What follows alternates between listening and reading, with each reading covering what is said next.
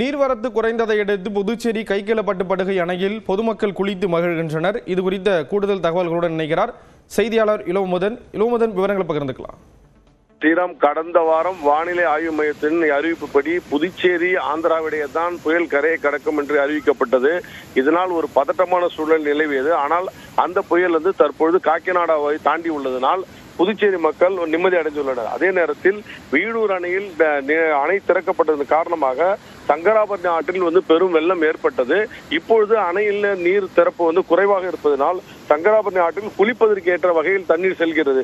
இதனால் மக்கள் மகிழ்ச்சியுடன் குளித்த காட்சிகளை தற்போது நாம் பார்க்க முடியும். இந்த கக்கிலப்பட்டு, அதாவது புதுச்சேரியின் எல்லையில் துவங்கும் படுகை அணையான கக்கிலப்பட்டில் நீர் இரு கரமும் கரை புரண்டு போடுவதை நாம் நேற்று ட்ரோன் காட்சிகள் மூலம் வெளிப்படுத்தினோம். இதனை பார்த்த ஏராளமான பொதுமக்கள் இன்று இந்த அணைக்கு படுகை அணைக்கு படையெடுத்து வந்துள்ளனர். இவர்கள் குழந்தைகளுடன் ஆண்கள் பெண்கள் என அனைவரும் மகிழ்ச்சியாக குளித்து மகிழ்கின்றனர். இந்த பகுதியை ஒரு சுற்றுலா தலமாக்க வேண்டும், கூடுதல் வசதிகளை ஏற்படுத்த வேண்டும், பாதுகாப்பு வசதிகளை ஏற்படுத்த வேண்டும் என்று இந்த மக்கள் கோரிக்கை வைக்கிறார்கள். அதே நேரத்தில் புதுச்சேரி நகரின் முக்கிய பகுதியாக விளங்கக்கூடிய தாவரவியல் பூங்கா, 2000 ஆண்டுகள் பழமை மிக்க இந்த தாவரவியல் பூங்கா கிழக்கு கடற்கரை சாலையில் உள்ள ஒரே ஒரு தாவரவியல் பூங்கா என்ற புகழை பெற்றது.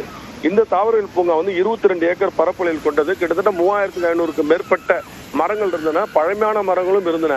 தானே புயலின் போது 100 மரங்கள் விழுந்த நிலையிலும் மற்ற மரங்களை பாதுகாக்க அரசு நடவடிக்கை எடுத்தது. மேலும் அது புனரமைக்கப்பட்டது. கிட்டத்தட்ட 10 கோடி ரூபாய் செலவில் இந்த புனரமைக்கப்பட்டு 2 ஆண்டுகளுக்கு பிறகு இந்த பூங்கா திறக்கப்பட்டுள்ளது.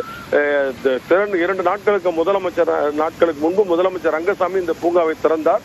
இது முதல் ஞாயிற்றுக்கிழமை என்பதனால் ஏராளமான மக்கள் கூடியிருக்கிறார்கள். புதுச்சேரி மக்கள் மட்டுமல்லாமல் வெளியூர் இருந்த மக்களும் தாவரவியல் பூங்காவை பார்க்கிறார்கள். இதில் ஏற்படுத்தப்பட்டுள்ள புதிய வசதிகள் மற்றும் விளையாட்டு கூடங்கள் மற்றும் இசை நீரூற்று போன்றவற்றில் மக்கள் விளையாடி மகிழ்கின்றனர். ஸ்ரீராம், விவரங்களை வழங்கியதற்கு நன்றி.